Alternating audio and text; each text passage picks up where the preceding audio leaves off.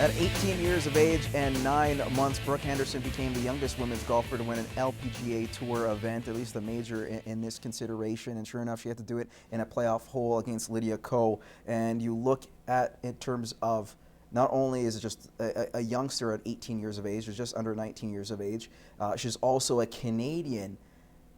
Does this, I guess, Mike Weir moment make her the newest sensation in Canada?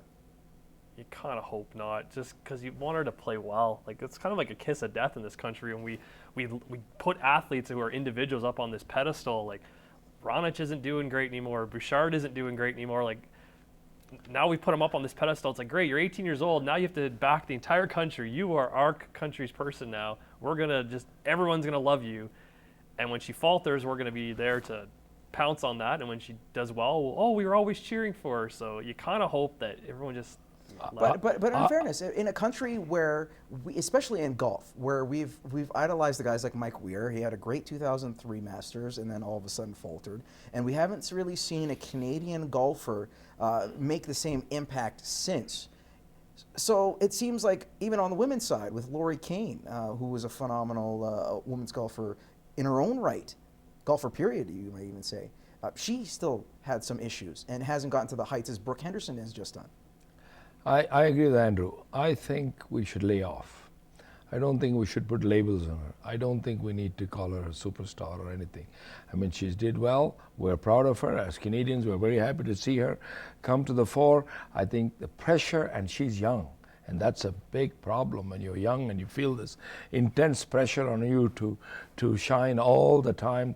I mean, we would be doing a great disservice if we pressured her.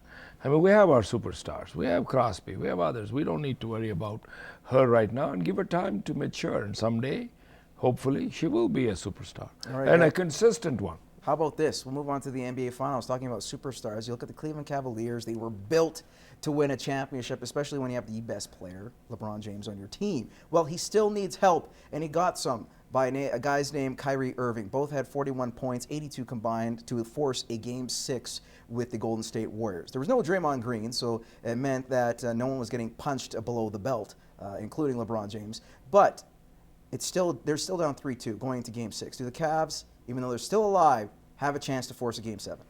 They can if the Warriors shoot like they did. Like, that was brutal. Like, that was probably the worst shooting I've ever seen. I actually watched the game too, which is amazing. But 3 for 21 in the last quarter. Like, that, we're not used to that. But not you. I think they lost by, 20-something or whatever. You add in maybe half of those, it's a totally different game. And you let Steph Curry start hitting those three-pointers, now it's a totally different game. We're not talking about this anymore. We're probably talking about how Steph Curry and the Golden State Warriors have won in their championship. So that's what they got to stop. They still allow 21 three-pointer attempts. It's all the difference was that Golden State didn't hit them. Raff? You know what? I missed the game yesterday, so I'm going to pass on this one. Andrew, you know, well, you're pretty much like the defense of Golden State, so it seems very appropriate that you say that. I did watch a few games, and I was impressed with Curry, actually. Those three-pointers you were talking about was really good, but I did miss yesterday's game completely. But it's gotten to the point now, and I saw this on Twitter today, ESPN's coverage has started calculating how many shots he misses during warm-ups. It's absolutely amazing. Like, he was 2 for 10 in warm-ups from in the paint.